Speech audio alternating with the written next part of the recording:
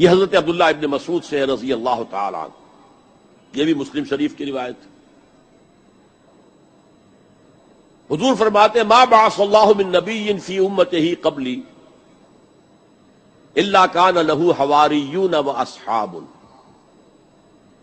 اللہ نے مجھ سے پہلے کسی بھی امت میں کسی نبی کو نہیں بھیجا مگر اس کے کچھ نہ کچھ حواری، کچھ نہ کچھ اصحاب تو ہوتے تھے نا، 2 ہوں، 4 ہوں، 10 ہوں، 12 ہوں۔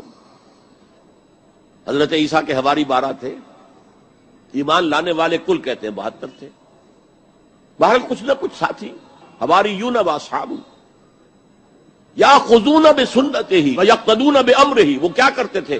وہ حواری اور صحابہ اپنے نبی کی سنت کو مضبوطی سے پکڑ لیتے تھے اور انہی کے احکام کی پیروی کرتے تھے۔ یقتدون بامرہ،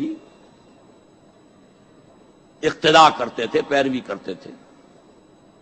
ثم انہا تخلف من بعدہم خلوف، پھر ہمیشہ ایسا ہوا ہے کہ بعد میں کچھ ایسے ناخلف اٹھے، یقولون ما لا یفعلون ویفعلون ما لا یؤمرون،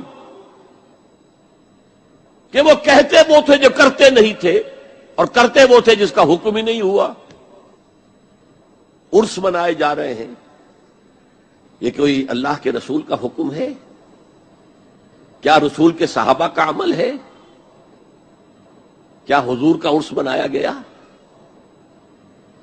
عید میلاد النبی ایک نئی عید ہو گئی ہے، کیا اس کا حکم دیا محمد رسول اللہ نے؟ یفعلون ما لا یؤمرون، وہ اپنی ہی ایجاد کردہ روایات ہیں، اپنی ہی ایجاد کردہ بدعات ہیں، اپنی ہی ایجاد کردہ رسومات ہیں، ان پر لگے ہوئے ہیں اور دعوے کرتے ہیں اللہ سے محبت، رسول کے عشق کے، جبکہ ان کے عمل میں نہ اللہ کی اطاعت ہے نہ رسول کا اتباع ہے۔ اب جب ایسی صورت پیدا ہو جائے تو کیا کریں؟ فمن جاہدہم بیدہ فہو مومن، تو جو مسلمان بھی ان کے خلاف جہاد کرے گا اپنے ہاتھ سے، اپنی طاقت سے، وہ مومن ہوگا۔ ومن جاہدہ بلسانہ فہو مومن، اور جو ان کے خلاف جہاد کرے گا اپنی زبان سے، وہ بھی مومن ہوگا۔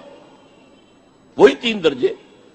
ومن جاہدہم بقلبہ فہو مومن، دل سے نفرت رکھ کر جو جہاد کرے گا بالقلب وہ بھی مومن ہوگا۔ فما وراء ذلک من الایمان حبۃ خردل، اس کے بعد تو ایمان رائی کے دانے کے برابر بھی نہیں ہے۔